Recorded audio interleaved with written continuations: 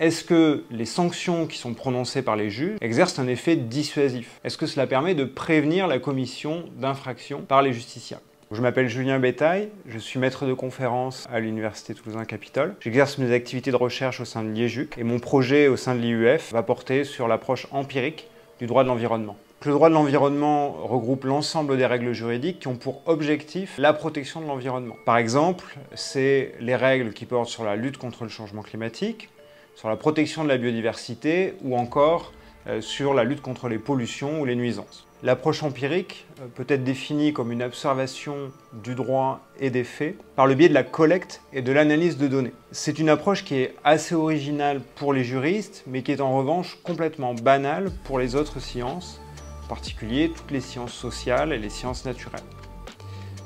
Ça consiste à appliquer des outils statistiques sur ces données, ce qui permet en particulier de faire ce qu'on appelle des tests d'hypothèse. Par exemple, pour un juriste, on va pouvoir se demander: est-ce que les sanctions qui sont prononcées par les juges exercent un effet dissuasif? Est-ce que cela permet de prévenir la commission d'infractions par les justiciables? Dans le cadre de mon projet de recherche, je vais tester cette approche empirique en droit de l'environnement. Cela passe notamment par l'application d'approches dites quasi-expérimentales qui s'inspirent de ce qui s'est fait en médecine ou en économie par exemple. Dans le domaine du droit de l'environnement, on va pouvoir se demander, est-ce que le fait d'exercer des recours devant le juge par les associations de protection de l'environnement va avoir une influence sur la population d'ours, de loups, de lynx, d'abeilles, etc.